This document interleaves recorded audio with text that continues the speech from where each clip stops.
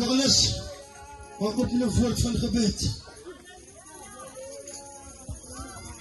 Jacob wordt gebed. Heer, ik sla mijn oog op naar die bergen. Heer, waar zal mijn hulp vandaan komen? Koning David, ze mij opkomen alleen van u, van wat hemel en aarde gemaakt heeft, Heer. Zie dat wat bezig is, leid die leraar, Heer.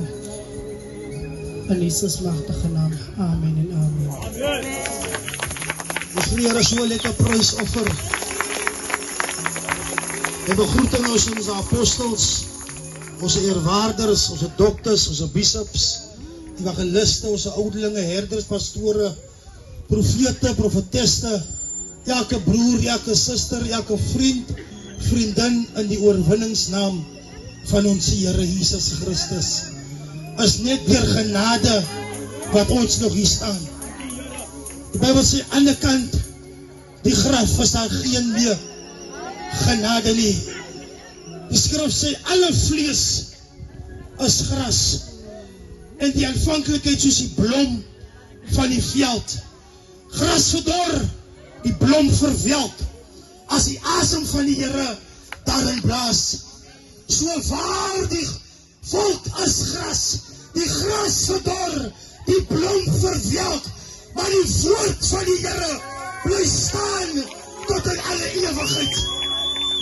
Hemel en aarde sal verbygaan, profesie sal verbygaan, maar die woord van die Here sal bly staan tot in alle ewigheid. Miskien dan baie hoekom wil hy het doen? Terwyl ons nog worstel en kyk of wie gaan ons vra. Sê die my susters en my vrou, jou maat gesê, as jy sterk genoeg is. Sy het nie vir my gesê, en sy het vir hulle gesê, as jy sterk genoeg is, dan moet jy het doen. En ek voel vanmiddag, ek is sterk genoeg. Baie sal miskien dink ons is mal, maar ons weet aan die kant, hierdie blauwe hemele, as daar 'n plek vir ons voorberei, as die verlosters huis toe gaan. Halleluja!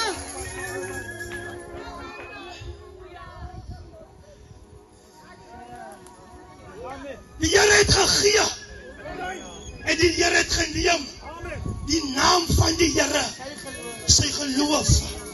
Ons is maar net vir mekaar geleer. Jare terug het sy gedink, sy gaan vir my begrawe.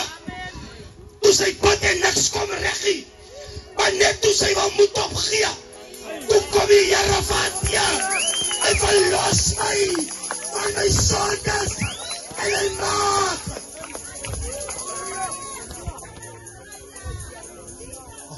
Ons heil, ons is seer, ons het verloor, ek het die tyding dat sy's weg, en ek vra me wat het gebeur.